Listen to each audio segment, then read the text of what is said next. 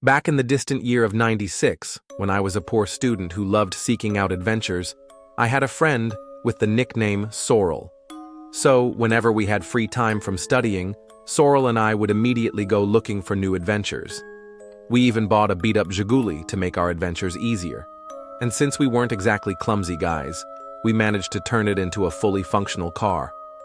Now, '96, January, exams were done. It was vacation time, and there was nothing to do. Absolute boredom.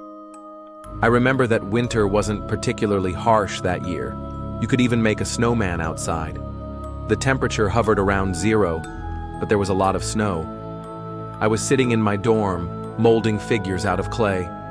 It's been over 15 years, and I still love doing it, though now I mostly do it to calm my nerves, which were shattered back in 1996. But let's get to the story. So there I was, molding figures. I remember it clearly, a funny dinosaur and a motorcycle helmet. When suddenly, Sorrel burst into the room, ecstatic. That day, he had finally won over the girl he had been chasing for a long time. But that wasn't why he was so excited.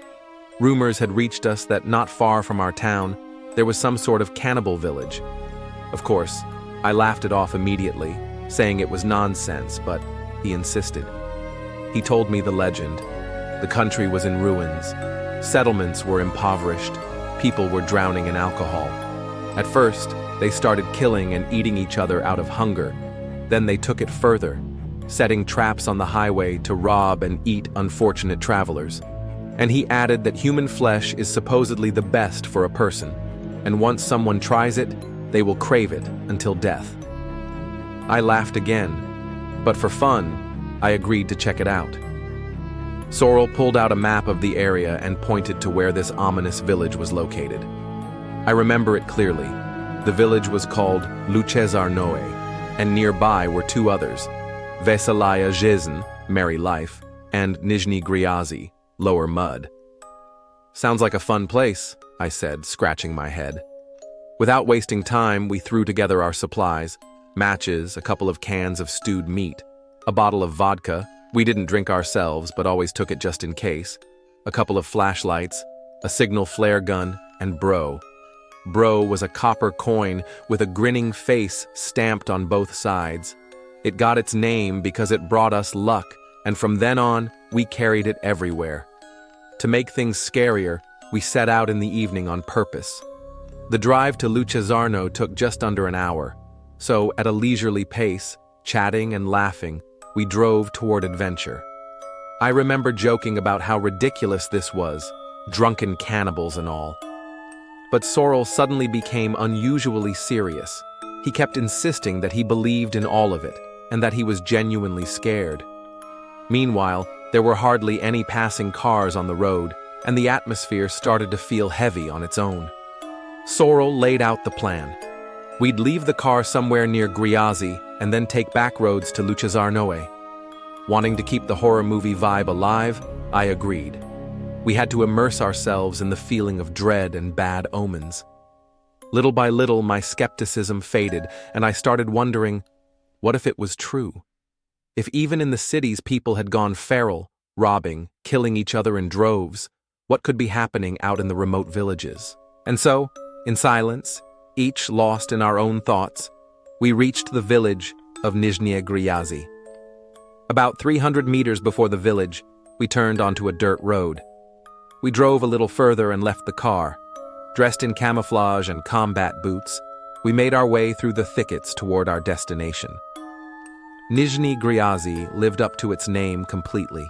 A rusted, crumbling playground, a couple dozen gloomy, half-ruined houses, frozen excrement everywhere, and mountains of garbage. And yet, not a single living soul. It felt strange. They ate everyone, I said, half joking, half serious.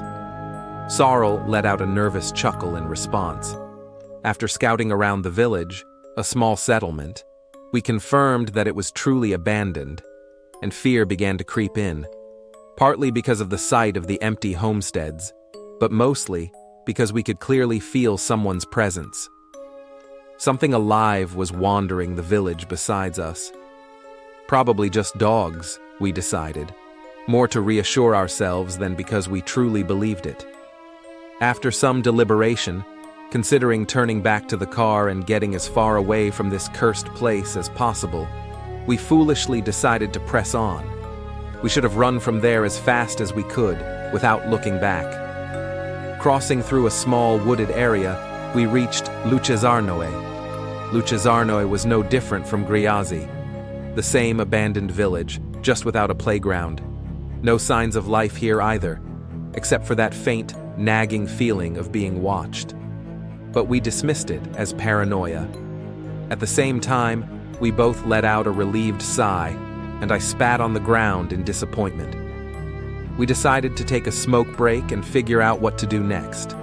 It should have been obvious: get back to the car and get the hell out of there. But youth and the thrill of adventure wouldn't let us. We decided to break into one of the houses and spend the night there. Forcing open the half-rotten door was no problem. The house still had furniture inside. We started looking through the things left behind. At first glance, there was nothing interesting besides old Soviet furniture. But when we stumbled upon the photographs, a chill ran down our spines. The faces in every single picture were blurred. Countless portraits, framed photos on the walls. Everywhere, the same thing. We found several family photo albums in a closet.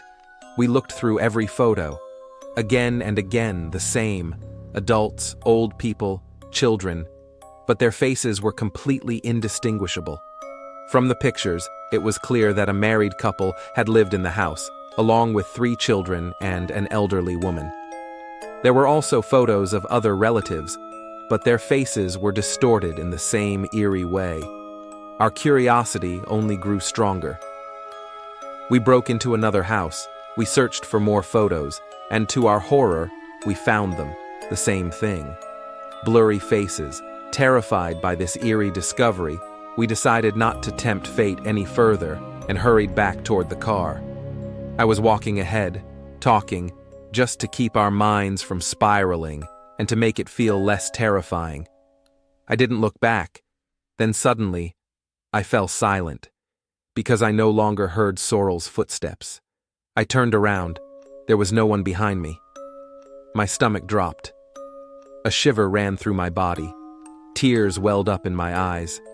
I tried to convince myself that Sorrel was playing a prank on me. I called out his name. No response. Cursing my fate, I went back to look for him. Returning to Lucezarnoe, the first place I checked was the house we had broken into first. What I saw inside made me freeze in horror, then bolt out of there as fast as I could. I saw an old woman wrapped in rags sitting on the floor, stroking a head that lay on her lap. Something felt off. I know this sounds stupid, but there was something else, something that sent a chill through me. And then I realized, the head. It was his head, Sorrel's head. I bolted. I ran like Forrest Gump, faster than Usain Bolt. I ran until I tripped over a root and hit the ground hard. Then I looked back and understood. I was being chased. Dark figures were closing in on me. I gathered all my strength and sprinted as fast as I could. The sinister laughter grew closer. I felt my energy draining, but there was no escape in sight. Ahead, only the forest. A dark, ominous forest. I remembered that we hadn't walked through it for long on our way to the car. I should have reached the car by now, but the darkness refused to let me pass. I realized I was surrounded.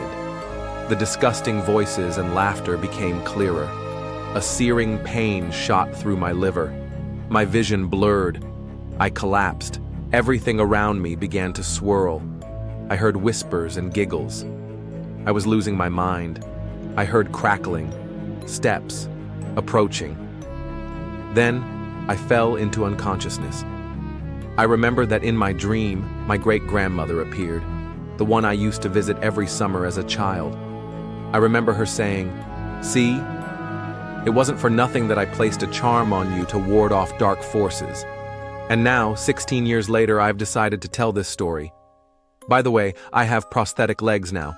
They found me by the roadside near Lucezarnoe, my legs severed.